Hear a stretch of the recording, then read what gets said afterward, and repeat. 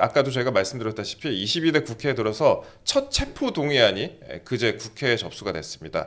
이 소식부터 한번 다뤄볼게요. 신영대 의원이라고 합니다. 그렇습니다. 예. 민주당 지금 군산이 지역구죠. 아마 군산, 김제, 부안 갑일 겁니다. 지역구가. 예, 갑이네요. 예. 예, 신영대 의원이 지금 그 구속영장이 청구가 돼서 체포동의안이 이제 국회에 접수가 됐죠. 네. 이번 달 14일 그 국회 본회의에 보고가 될 예정이에요. 네. 그러면 이제 체포동의안이 보고되고 나면 24시간 이상 72시간 이내에 표결을 해야 되죠. 네. 그렇게 되는데 이분이 지금 22대 첫 체포동의안이라고 말씀을 하셨는데 사실 저는 21대 때 구속영장 청구되고 체포동의안이 처리됐어야 되는 분이 아닌가. 진즉 그런 생각이 듭니다. 왜냐면요. 이게 지금 그 구속영장 청구되고 체포동의안 올라온 게 최근에야 됐기 때문에 네. 우리 시청자들께서 이건 무슨 일인가 하실 거예요. 이게 사실 사건이 상당히 뿌리가 깊어요. 예. 문재인 정부에서 이제 그 우리 금수강산을 아주 어지럽힌 태양광 사업. 태양광. 이 태양광 사업에 관한 감사원의 감사 그리고 그 서울 북부지법의 국가재정범죄 합동수사단에서 네. 수사를 하던 과정에서 이게 나온 거거든요. 예. 사실은 굉장히 큰 비리 중에서 빙산의 일각일 가능성이 있습니다. 빙산의 일각이다. 예. 사실 태양광 비리 관련해서는 여러 가지 의혹이 많이 제기되지 않았습니까? 그 동안에 뭐 그 돈이 어떻게 간 것이냐, 그다음 특정 사업자만 뭐 이것에 대해서 선정이 됐다. 여러 가지 또 의혹이 제기됐었고 그들이 정치권과 일부 정치권과 연결이 돼 있다 이런 부분이 많이 제기가 됐었는데 이제 신영대 의원에 대해서 체포 동의안이 국회에 접수가 됐다. 요거는 제가 이 사건이 도대체 무슨 사건인지 조금 소개를 해드릴게요. 예. 이거 시청자들께서 좀 아시면 좋은데 맞아요. 왜냐면은 지금 신영대 의원이 1억 원 상당의 뇌물을 받은 혐의가 있다. 네. 그래서 구속영장이 청구가 됐고 거기에는 그 지난 총선 경선 과정에서 여론조사 조작에 관여한 그런 혐의도 받고 있다. 뭐 이런 내용들만 알려지고 있는데 도대체 그러면은 1억 원을 받았다는 혐의가 어디서 어떻게 생긴 거냐 이것 궁금해하실 분들이 많을 거예요. 네. 이게 사실은 전라북도 지역 언론에서는 꾸준히 이걸 추적해서 보도를 해왔어요. 네. 우리 중앙 언론에서는 크게 그렇게 관심이 없었기 때문에 되게 파편적으로만 보도가 되었고 큰 그림을 그린 적이 없어요. 이걸 제가 좀 설명드리면은 일단 그 우리 시청자들께서 대장동 50억 클럽은 들어보셨을 거예요. 네. 무슨 클럽 해가지고 이렇게 비리하고 연관된 것 중에 제일 많이 들어보신 단어가 대장동 50억 클럽일 건데 네. 그건 말고 1조 원 클럽이라는 것도 있다고 합니다. 1조 원 클럽. 1조 원 클럽. 뭐냐면은 이게 그 문재인 정부 때 이제 새만금 우리 그 잼버리 기억나시죠? 네. 땅이 엄청나게 넓잖아요. 네. 거기다가 이제 태양광을 만약에 쭉 깔면은 얼마나 많은 규모의 태양광 시설이 설치가 되겠습니까? 어마어마하죠. 거기. 예. 그러면 거기 이권도 어마어마하겠죠. 네. 그래서 그 새만금 태양광 시설을 둘러싼 그 이권 카르텔이 있는데 그게 뭐 신재생 사업을 새만금에서 하면은 뭐 최대 20조까지 사업 규모가 될 수도 있다. 네. 문재인 정부 당시에. 그래서 근데 그 중에서 한 5%나 10%가 리베이트가 될 수 있다. 그럼 20조에 5%면 얼마입니까? 1조. 그렇죠. 그래서 네. 1조 원 클럽이라는 용어가 생겼다고 해요. 네. 뭐 실제로 뭐 1조 원대로 그런 게 조성이 됐는지는 알 수 없지만 그만큼 문재인 정부에서 이런 태양광 사업들이 추진될 때 비리에 관한 의혹들이 많았고 네. 그래서 세간에서 생겨난 명칭이라고 할 수 있습니다. 자, 그런데 이 군산에 가면은요. 군산 시민 발전이라는 회사가 있어요. 시민 발전. 그 발전한다는 게 지금 뭐 이렇게 잘 된다는 의미가 아니고 그렇죠. 전기를 만든다는 의미의 그 발전입니다. 군산 시민 발전이라는 회사가 있는데 이 회사는 2020년 6월에 군산시가 100억 원을 출자해가지고 신재생 그 에너지 사업을 하라고 만든 공공기관이에요. 네. 공기업인데 여기에 이제 그 전 대표이사로 서모 씨라고 하는 분, 이분도 서모 씨네요. 이 예. 서모 씨라고 하는 분이 네. 군산 시민 발전이라고 하는 이제 공기업의 대표이사가 돼요. 네. 이분은 뭘 하시던 분이냐? 그 신재생 에너지에 관한 경력이 하나도 없어요. 그리고 군산 시장하고 고교 동문이고 안경점을 하시던 분이랍니다.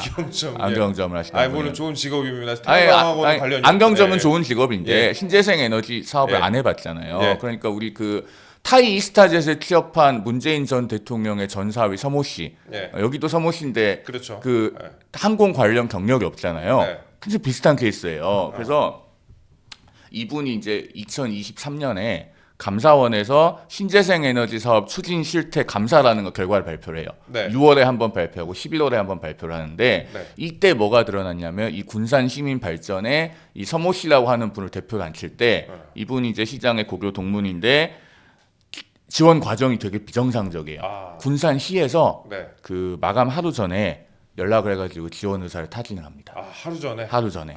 그 다음에 이분의 서류를 대신 작성해줬다고 해요. 네. 감사원 발표에 의하면. 그리고 서류 심사는 생략을 하고. 예.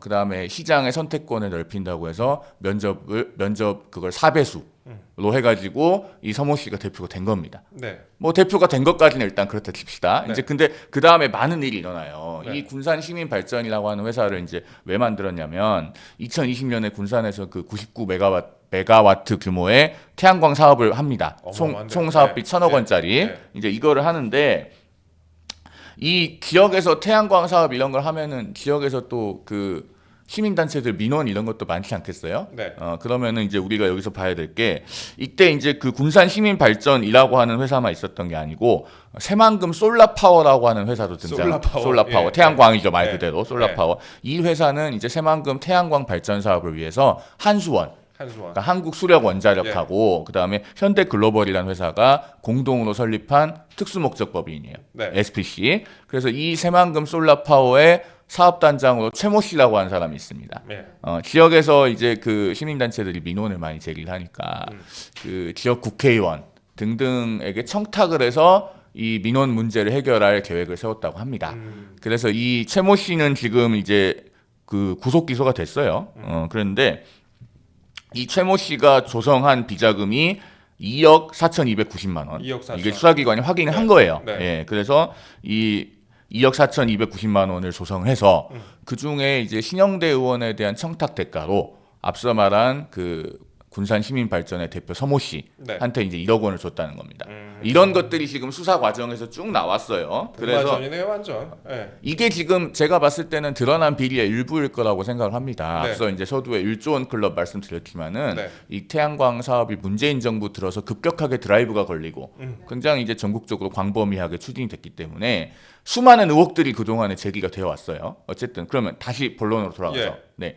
이제 저 군산 시민발전 대표 서모 씨가 1억 원을 받아서 그걸 신영대 의원한테 줬고 신영대 의원이 받았다라고 하는 혐의를 지금 받고 있는 겁니다. 그래서 지금 언론에 1억 원 상당의 뇌물수수라고 나오는 거예요. 일단 뇌물수수인데 이거를 압수수색하는 과정에서 갑자기 전화기가 들어왔다는 거 아니에요? 그러니까 그 얘기를 이제 제가 쭉 해드리면은 일단은 서모 씨는 4월 17일에 구속됐습니다.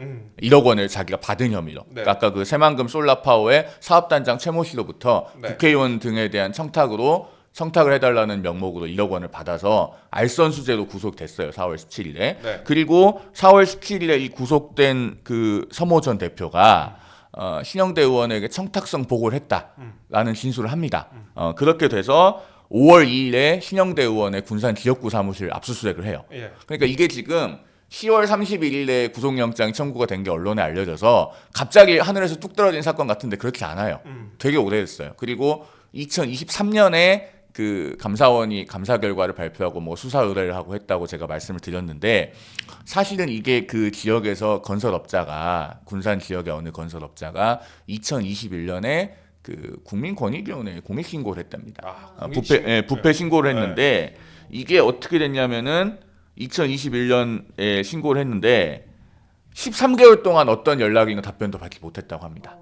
1년 1개월 동안. 그러고서 2022년 3월 3일에 서야 권익위가 경찰청으로 넘겼다고 해요. 그러니까 문재인 정부 동안 그냥 문재인 정부 때 권익위가 13개월 동안 아무것도 안 하다가 물론 이제 권익위는 그렇게 설명합니다. 이 태양광 관련된 내용이 복잡하고 어려워서 자기들이 좀 이렇게 숙지하고 정리하는데 시간이 걸렸다라고 하는데 어쨌든 경찰에 1년 넘게 지나서 송부된 건 팩트입니다. 어쨌든 그래서 이게 되게 뿌리가 오래된 사건이에요. 시간이 되게 절묘하게 걸렸네요. 그래서 5월 2일에 신영대 의원 지역구 사무실 압수수색이 됐는데 제가 그래서 이거 21대 때 사실은 구속영장도 청구가 되고 체포동의안도 21대 때 처리됐어야 된다라고 서두에 말씀드린 이유는 그래서 그렇습니다. 이런 사건이 숨겨져 있었는데 그동안 이렇게 뭉갰었다. 이게 사실은 군산 지역 언론과 전북 지역 언론에서는 굉장히 꾸준히 취재를 해왔어요. 그래서 제가 지금 일단 서모 씨라고 말씀을 드리지만 이 서모 씨는 저 지역 언론에서는 실명도 다 보도를 합니다. 지역은 그렇죠. 지역에서는 공기업 대표니까는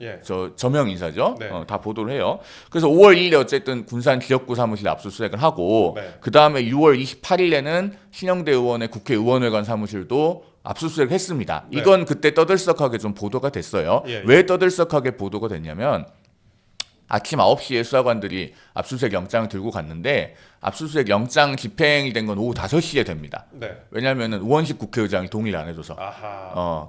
이제 좀 시간이 걸렸죠. 동의를 받는데. 그래서 그 우원식 국회의장이 앞으로도 이런 건 좀 그 압수수색 영장보다는 좀 이렇게 뭔가 협조적인 방법으로 해야 되지 않겠느냐라는 취지를 뭐 밝히기도 했다고 전해지고. 예. 그래서 어쨌든 5월 2일에 의원 그 지역사무실 압수수색, 6월 28일에 의원회관 압수수색, 그리고 10월 31일에 구속영장 청구 네. 여기까지 왔는데 이제 그 사이에 어떤 일이 있었냐면은 그 돈을 받았다는 혐의를 받고 있는 사람이 있으면 돈을 준 사람이 있을 거 아닙니까? 그렇죠. 아까 말한 네. 그 서모 씨.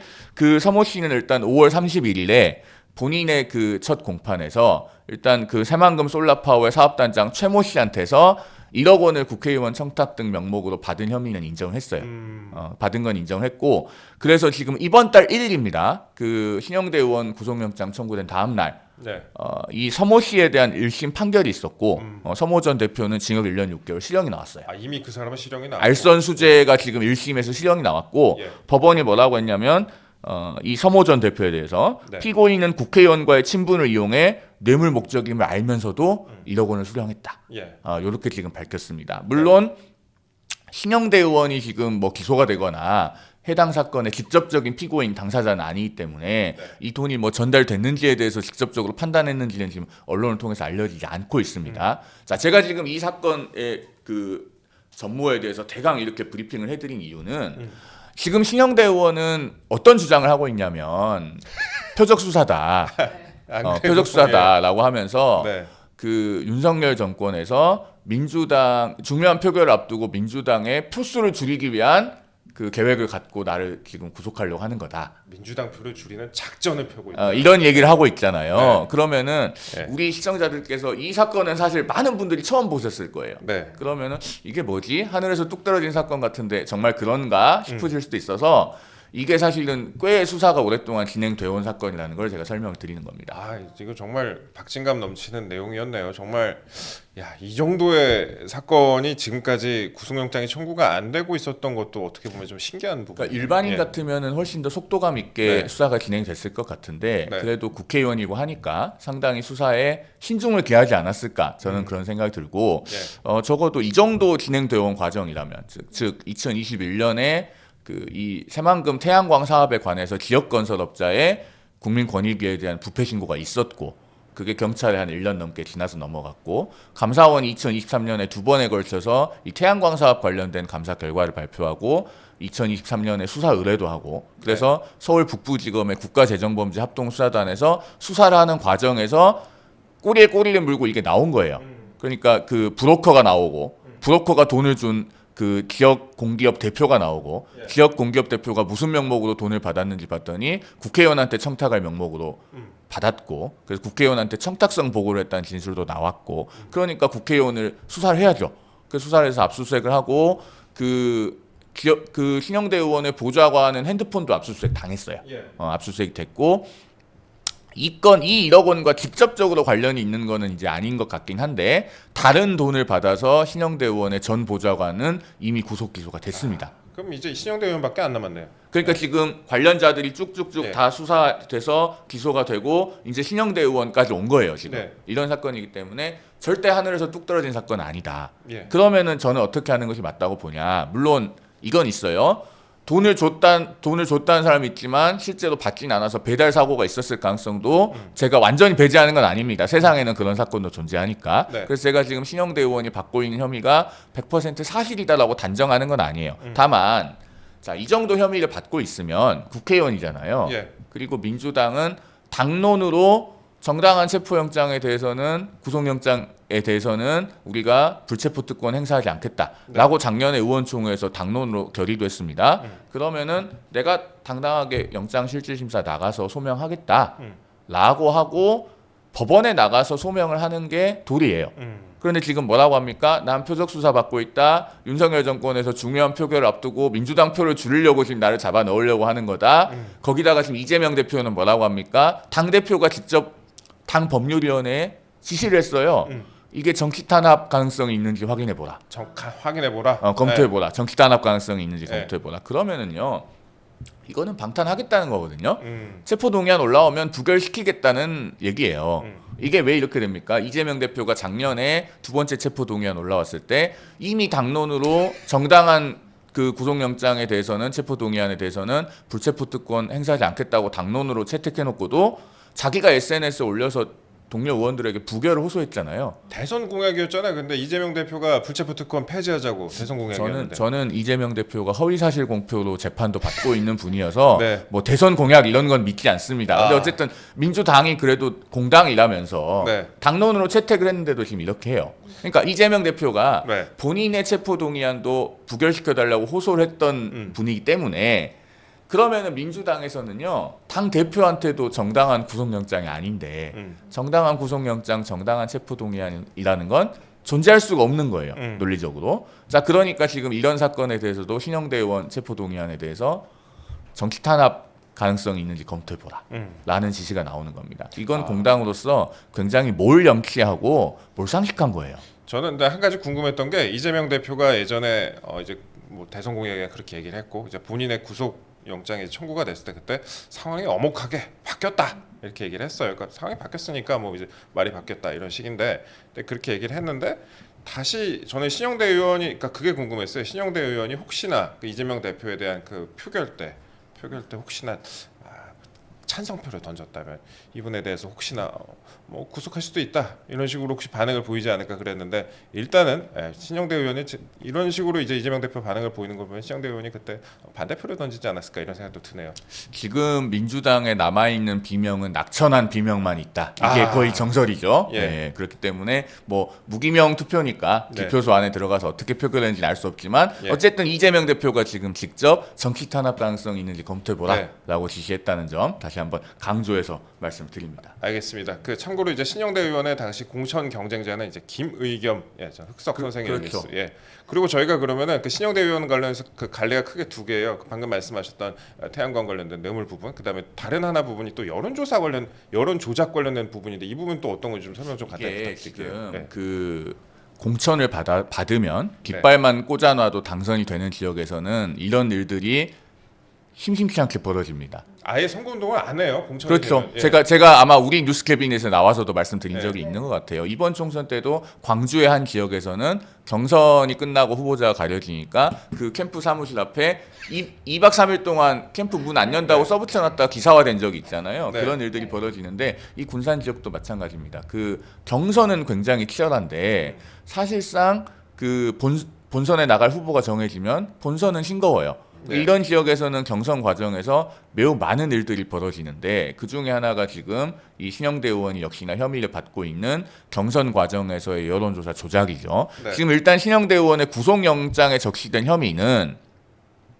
그 경선에서 이 거짓 응답을 하도록 유도한 맞습니다. 거죠. 네. 그것에 관해서 본인이 알고도 뭐 이렇게 묵인했다는 그런 혐의를 받고 있습니다. 그런데 사실은 이것 말고 이 군산 지역 경선에서는요 더 심한 일이 있었어요. 어떤 거요? 그 휴대전화 250대가 발견됐잖아요. 아, 압수수색했더니. 그래서 휴대전화 250대로 그 경선 거짓 응답하도록 이렇게 네. 경선 여론조사를 조작한 혐의를 받아서 그것도 지금 신영대 의원의 전직 보좌관이 구속돼 있죠. 네. 그 관련돼서 한 5명인가가 기소돼 있는 걸로 제가 그렇게 들은 것 같은데 휴대폰 250대는 휴대폰 매장 가도 없을 것 같은데. 예. 그러게 예, 말입니다. 도매상가에 있을 것 같은데. 아무튼 그래서 예. 굉장히 이 지역에서 그 경선 여론조사 부정이 크게 일어난 것으로 보이고 네. 그런데 차이는 굉장히 근소했죠. 네. 신영대 의원하고 앞서 말씀하신 그 김의겸 전 의원하고 퍼센트가 2% 차이가 채 안 났으니까요. 네. 그러면은 경선에서 거짓 응답을 하거나 이게 거짓 응답이라는 게 뭐냐면 인구 비례로 그 연령, 성별, 그다음에 그 뭐 세부 지역 이런 것들이 할당이 되어 있습니다. 네. 복합선거구 같으면 이제 뭐 행정 구역도 다르니까 이런 것들이 할당이 되어 있을 텐데 주로 이제 20대, 30대를 표집하기 힘들어요. 네. 그 여론조사 전화 오면 끊어버리고 하니까 그럴 때 나이나 뭐 성별 이런 거를 거짓 응답하도록 하는 겁니다. 공직선거법상 처벌돼요. 3년 이하의 징역형이나 600만 원 이하의 벌금에 해당하는데 이런 것들이 사실은 경선 과정에서 일어나는 경우들이 있어요. 지금 네. 신영대 의원은 경선 과정에서 이런 일들이 있었다는 것에 관여되어 있는 혐의를 받고 있는 거고 앞서 말씀드렸듯이 그 휴대전화 250대 네. 어마어마하네요. 250대를 동원해가지고